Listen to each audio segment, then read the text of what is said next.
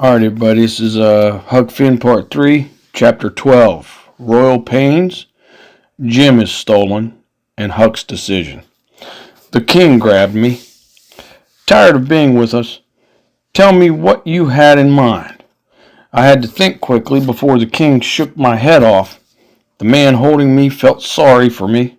When everyone shifted to look at the money, he told me to run. He said I couldn't help either of you. I hated leaving you behind.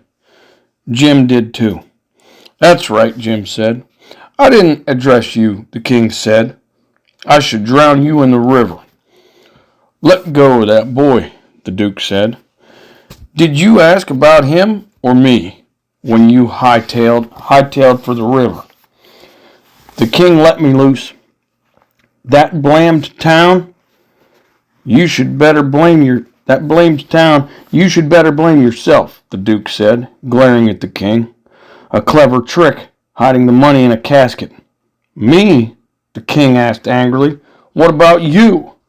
I have to give you that, the duke said. But when you ditched the boy and me, you were going to sneak back to the town, dig up the body, and keep the stash yourself. I should drown you in the river. You're the scoundrel with the plan. The king lunged at the duke. They fought all over the raft. One choked one, and the other choked the other. Jim and I did our own dance to keep from getting knocked into the water. Admit it, the duke yelled. I admit it, the king said, as the duke squeezed the king's neck so hard the king's head turned blue. Later they huddled in the hut, each forgiven, sleeping soundly. I told Jim the whole story. The duke and the king tried several frauds in different villages along the way.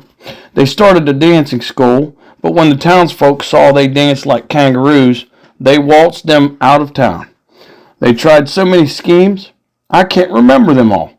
Playing as missionaries, hypnotizing, lecturing, teaching, doctoring, fortune-telling.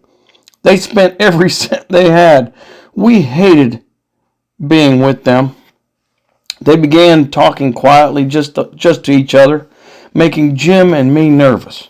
Then, when we came upon a little town named Pikesville, the king told us to stay put while he went to shore. At noon, we were to find him. Noon came, and the duke and I found the king in a saloon. A bunch of men were arguing with the king, and the duke jumped into the fight. I took the chance and ran. When I'd rowed the canoe back to the raft, I yelled, Let's go, Jim. Let's get out of here. We're rid of them. Jim. I couldn't find Jim. Halfway back to town, I asked a boy if he'd seen a black man matching Jim's description. You mean the dangerous runaway slave? He's chained down at Silas Phelps's, the boy said. A man, he went on to describe the king.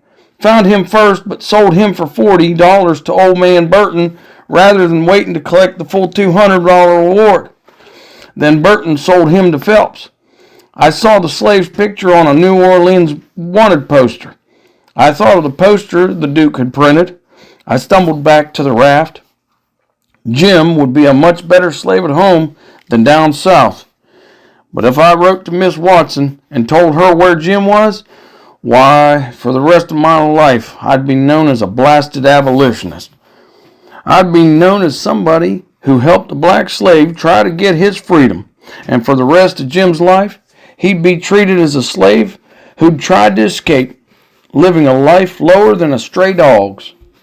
The law said Jim was a slave. All the respectable people I knew would say I was doing wrong by helping him escape. So I had to turn Jim back to Miss Watson, his rightful owner. If I didn't, I would be sinning, and I could end up burning in the bad place. That scared me. I took out a piece of paper and wrote, Miss Watson, your runaway slave Jim is down here 2 miles below Pikesville, and Mr. Phelps has got him, and he will give him up for the reward if you send. Huck Finn. I felt good. I felt washed of my sins. I prayed and believed God heard. And then I thought of Jim. I thought of days and nights together. I thought of conversations, songs, laughs. I thought how he'd let me sleep instead of getting sleep himself. I remembered how glad he was to see me. If I'd been gone 5 minutes or 5 days, I remembered how he called me honey and child. I remembered he said I was his best friend ever. I'd rather burn in the bad place. I grabbed that paper and tore it up. Jim will be a free man, whatever cost I have to pay to see it done. I put on my suit the king had bought me. I rowed the canoe to shore, filled it with rocks, and sunk it so no one would find it until I came back. I saw the Duke as I sneaked back through town. While I watched, he tacked a poster on a tree for another camel leopard show. The Royal Nonsuch was at it again, I thought. Whatever the future held for me, I had only one place to find: Silas Phelps's, where Jim was held. No matter what it took, risking my own life even, Jim would be a free man. All right, chapter 13. My new Aunt Sally and tomfoolery. When I got to Silas Phelps's farm, it looked like Sunday. Everything was quiet except for the breeze and bugs.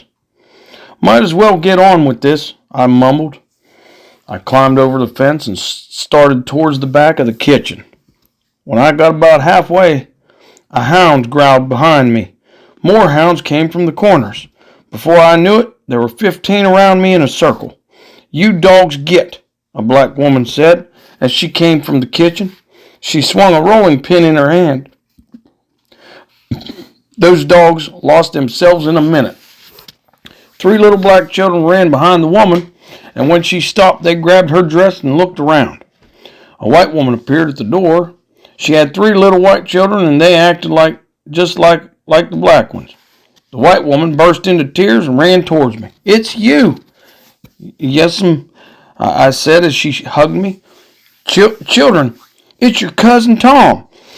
We've been expecting you for a couple of days. Did your boat run aground?" "Yes, ma'am. Yes'm." "Don't say yes'm." She ruffled my hair. "Say Aunt Sally." "Okay. I now have an Aunt Sally," I thought.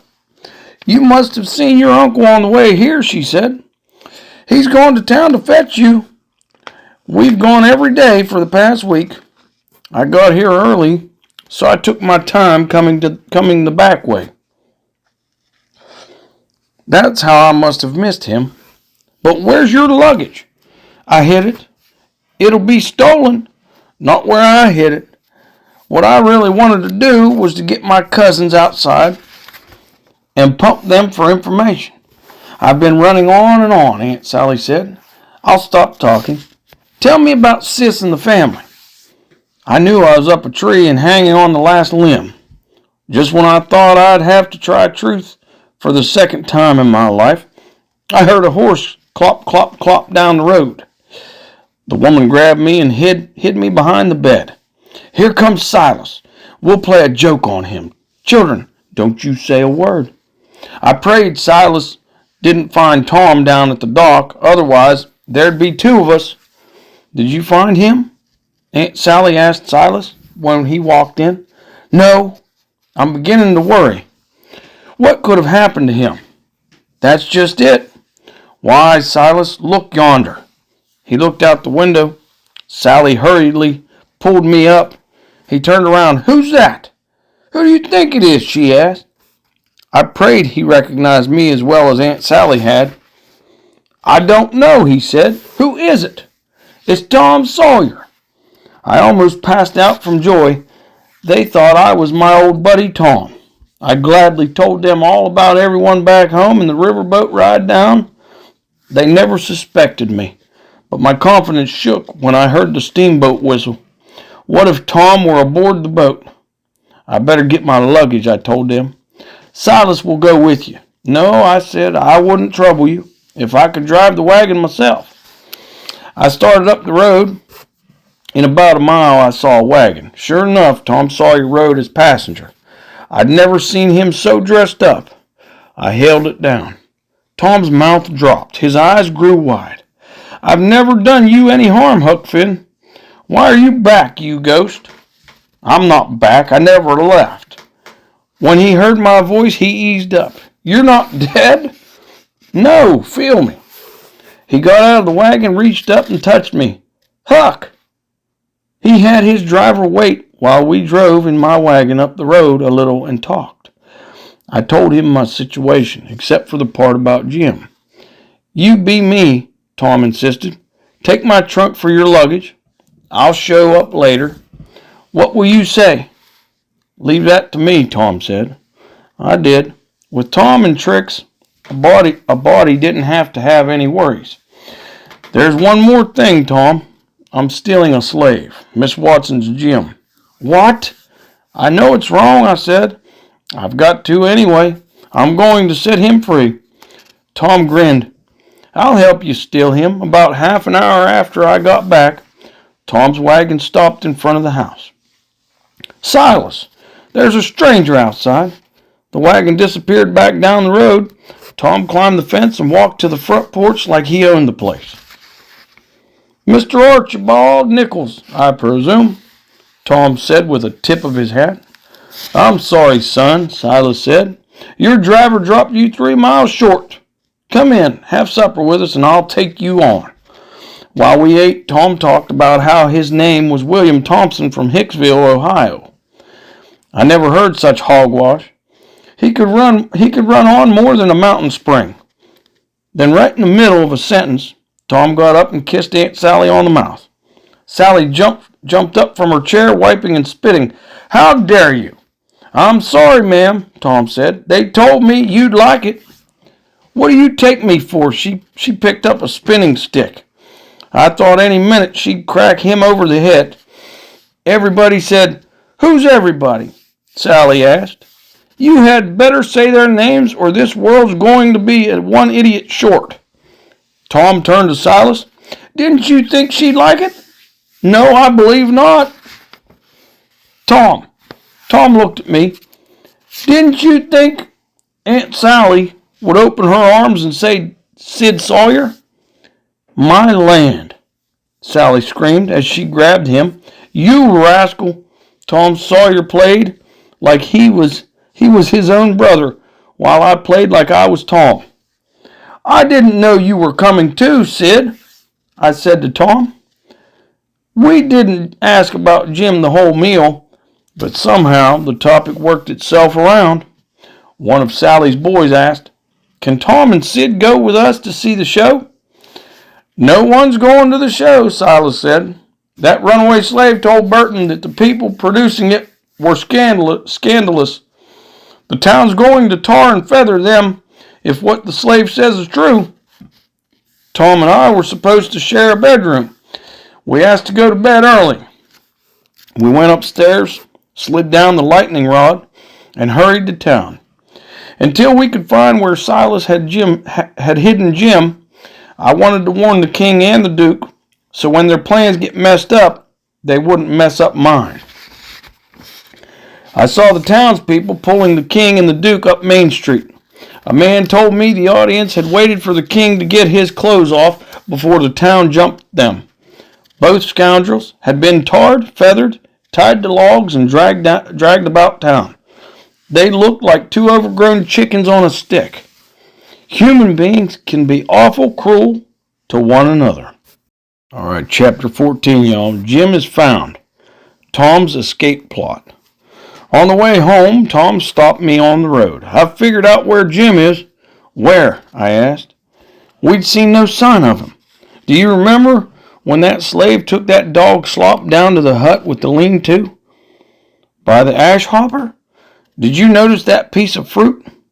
Dogs don't eat fruit, I said, and the slave unlocked the door. Afterwards, he gave Uncle Silas the key. I saw that. Fruit. A locked door. That means somebody's kept prisoner in there. It's got to be Jim, I said. This is how we're going to get him out, Tom said. I would explain Tom's plan in detail, but like most of Tom's plans, it would change itself completely before it got to the end. And don't bring up more reasons why I shouldn't help you set Jim free," Tom ordered firmly. "You've gone on about my family, about people back home, about what they'd think of me if I go through with this. I know people would say it's not respectable, but I gave you my word, didn't I? Beyond that, I've got my own reasons. Don't you think I've thought about all those things? If I keep my word, that's respectable enough for you, isn't it?" I still didn't understand why he'd agree to help me. He had to know what we were about to do was wrong. The next morning, Tom and I went down to the slave cabins to pet the dogs and make friends with Nat, the slave that fed Jim. If it was Jim that was being fed, as the slave loaded up a plate with food, we asked him why he tied his hair up with little ringlets of string. "To keep the witches away," Nat said. "Do you have a problem with witches?" Tom asked. "They're everywhere," the man said. "Last night I heard them whispering outside." I looked at Tom. The "them" was us whispering. Good thing this man hadn't caught us. "We were out searching in the dark for Jim, but the dogs didn't bark," Nat added. "No wonder," I thought. "We were petting them." You feeding your dog?" Tom asked.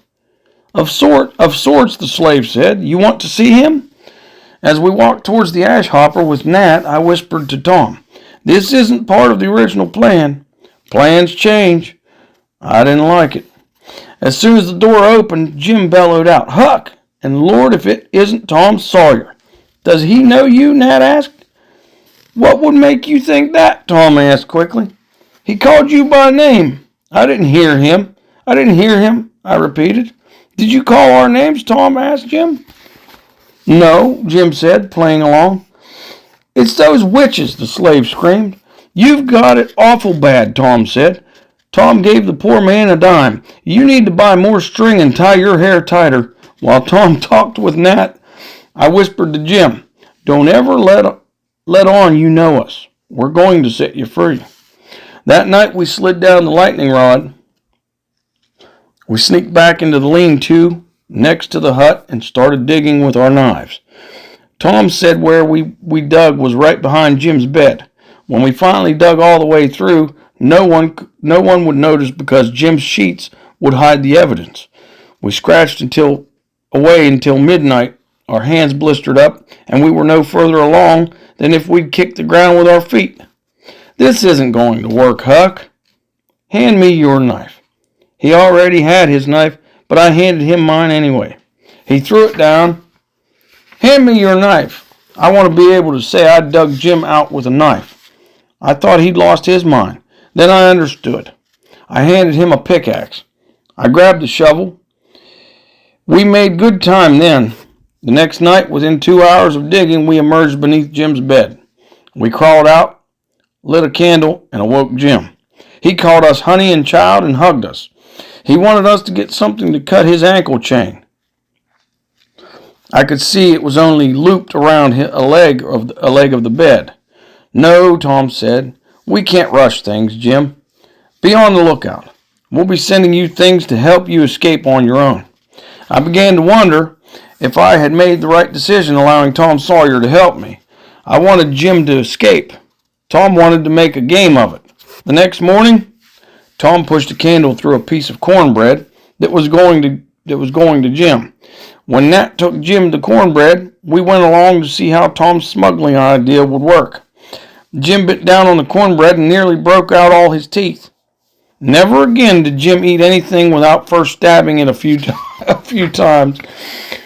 Before Jim could finish his meal, hounds started pouring out from under Jim's bed. There must have been 15 of them. They'd smelled Jim's cornbread and come from the hole we'd dug. We'd forgotten to close the door to the lean-to on the other side. Nat yelled, "Witches!" Once keeled over on the floor and started screaming. Tom opened the door and threw the cornbread out. The dogs followed. I ran around to the lean-to and shut the door. When we both came back, Nat was still kicking on the ground. "What happened, Nat?" Tom asked. I saw witches again. They looked like the devil's dogs. You need a witch pie. I don't know how to make a witch pie. You don't? Tom asked. I'll make one for you. All right, y'all, this is chapter 15, Pie and Rats, The Grand Escape, and Jim's Decision. Tom said he had the escape worked out, but Jim and I would have to give him time. He said if we freed Jim now, he might not get far without the whole escape route plotted out. Unfortunately, Tom was right. Tom found a couple of nails he said a prisoner could use to write on a dungeon wall. Jim can't write. It doesn't matter, Tom said. Tom stole some spoons and a sheet as well. He tore up the sheet and made a rope ladder with the strips. Finally, we took some flour from the house and baked the rope ladder in a pan we'd taken out of the attic. We had too much ladder for one pan. In fact, we had enough ladder for a whole meal. Tom threw the extra ladder away, took the pie to Nat, and said, "This is the witch pie. Give it to the runaway slave." When Jim found the rope ladder in the pie, I couldn't tell. He thought we'd lost our minds. Tom still hadn't told me his plan. Tom insisted we make pens out of nails so Jim could write his name in blood. He said he had read it in books. You need a coat of arms, Tom said. I don't have a coat of any kind, Jim answered. You'll have one before the day's out. While Jim and I worked making pens, Tom wrote on a piece of paper. I've designed your coat of arms, he said. Well, have a bend. That's a fuss with a dog. That's a couchant with his foot on a chain and a motto, Magiora Freda Minora Oda Auto. I got it out of a book. It means the more haste, the less speed. Tom might as well have spoken French. He tried to explain some things to us, but refused to explain others. Jim needs to write sad love poems on the wall, Tom said. Love poems? Jim can't write, I said. You can scratch them out for him. Jim can carve out what you write and then add the blood. The next morning, we caught 15 of the wildest rats one could ever hope for. We hid them in a cage under Aunt Sally's bed while we looked for spiders. One of the children opened the door of the cage to see if the rats would come out. They did. We found Aunt Sally standing on the bed screaming. The rats did their best to entertain her. We caught about a dozen more, but these weren't as lively as the first batch. We captured spiders, bugs, frogs, and caterpillars. We tried to get a hornet's nest, but the hornets were still home. We caught a dozen garter snakes and put them in our room. I guess we didn't tie the bag tight enough because after dinner, the bag was empty. For the next week, snakes dropped from the ceiling and showed up in bed. At night, we could hear Aunt Sally screaming all the way to Jericho like the house was afire. Jim did a good imitation of Aunt Sally when Tom dumped everything into Jim's hut. Jim tore the chain loose and climbed out through the hole into the lean-to. It took forever for Tom to persuade Jim to go back into the hut. One more day, Tom said. A servant girl has to deliver unsigned letters to warn the family of trouble. What servant girl? Why do we want to warn the family? That doesn't make sense. That's the way the books say it's done. If you don't do this, Huck, I won't tell you the rest of the plan. Jim won't get away. Are you in? What choice did I have? Tom dressed me in one of Aunt Sally's dresses, and the servant girl wedged a message on the back door. Beware. Trouble is brewing. Keep a sharp lookout. Unknown friend. The next night, Tom drew a picture of a skull and crossbones and stuck it on the front door. The following night, he put a picture of a coffin on the back door. The family became all twitchy. I think they would have taken it better if the house had been full of ghosts. Tom said it was time. Without my knowing, he wrote one final letter. Someone is going to steal your runaway slave tonight. They've tried to scare you away, but you won't go. I'm a member of the gang, but I've suddenly got religion. I want you to catch them. When I baa like a sheep, they'll have broken into the hut. Go in there and get them at your leisure. Unknown friend. After breakfast, we sneaked over to the river, got the canoe ready, and checked the raft. When we returned, the family was all excited. They wouldn't tell us why, but Tom told me about the letter, so I guessed I knew as much as they did. That night, Tom awoke me. Where's the butter for the getaway lunch? I put it on a piece of cornbread. Oh, the cornbread you forgot to pack? Tom took one of Aunt Sally's dresses for a disguise for Jim and climbed out the window. He sent me downstairs to get the bread and butter. Afterwards, I was to meet him and Jim. Aunt Sally met me at the top of the stairs as I was coming back up. So I quick hid the bread and butter under my hat. When I wouldn't tell her why I had been downstairs, she sent me into the living room. I wasn't alone. 15 farmers sat in a circle, and every one of them had a gun. I started sweating. Butter ran down my face in globs. When Sally came into the room, one of the farmers had just said, I'm going to get in the hut. When they come to steal the slave, I'm going to shoot them. Aunt Sally saw the globs of melted butter running down my face and shrieked, He's got brain fever. His brains are oozing out. When everyone discovered it was butter, Sally said, I should have told her I was hungry. She sent me upstairs, so I climbed on down the lightning rod and met Tom and Jim already dressed in the hut. I told Tom about the house full of men. Get ready, Tom said. When we get a safe distance, you baa like a sheep. Suddenly, we heard the tramping of feet and men's voices outside the hut. We hit the hole and crawled into the lean-to. We heard the men burst into the hut, and we all three crawled out and took off running. Who's that? Someone yelled. Answer, or we'll shoot.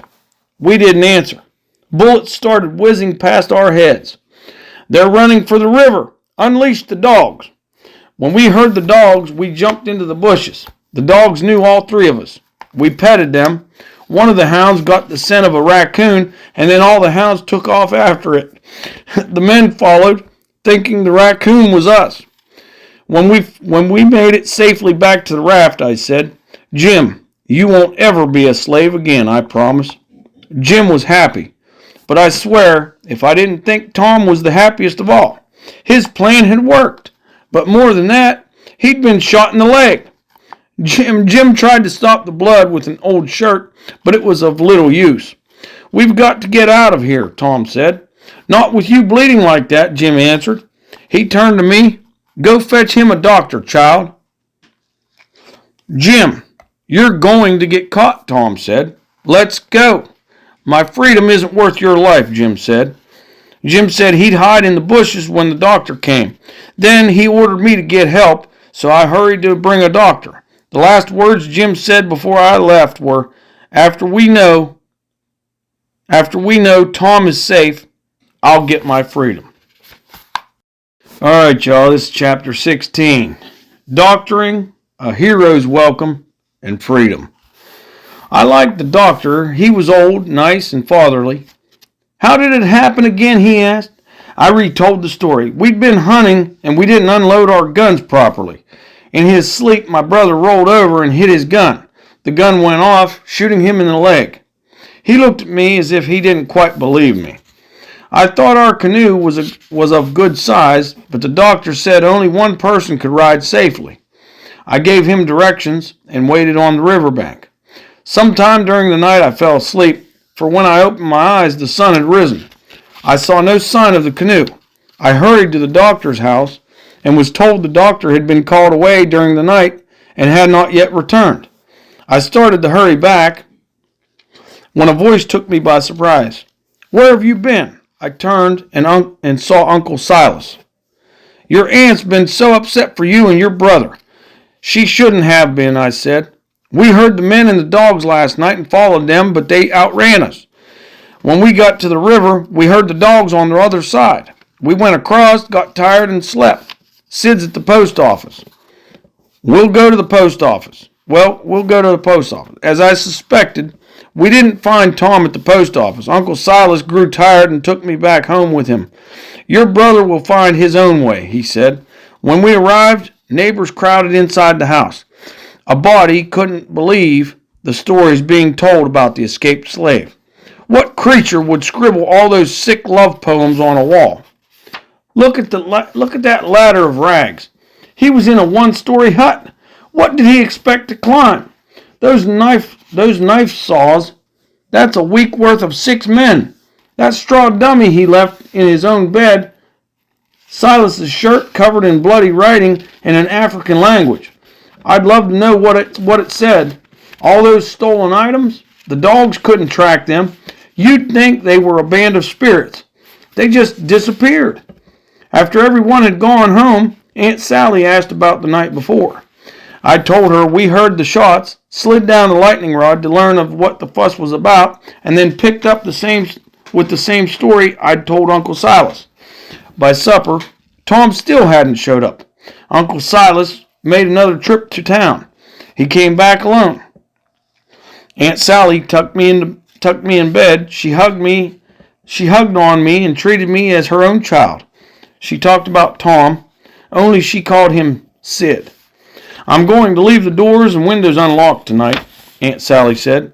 I would hope you wouldn't leave and do that to me again. I worried about Tom all night, but after what Aunt Sally had said, how could I leave? I did climb down the lightning rod several times to look down the road. I thought about Jim, and sometimes when I really wanted to make myself feel terrible, I'd go to the front of the house, stand in the darkness, and see Aunt Sally sitting in front of the window behind a candle she kept lit for Tom. The last time I looked at her was right before sunrise. The candle had burned almost down to the stick. Aunt Sally had fallen asleep, her head on her hands in prayer. Did I give you the letter? Uncle Silas asked. The one I got yesterday at the post office? No, said Aunt Sally. Breakfast sat cold in front of us. We all thought about Tom. I doubled my worries with Jim. It's from St. Petersburg, from Sis. Before Sally could open it, a wagon pulled up outside. When she turned to look out the window, I quick hid the letter, which I knew was from Tom's Aunt Polly.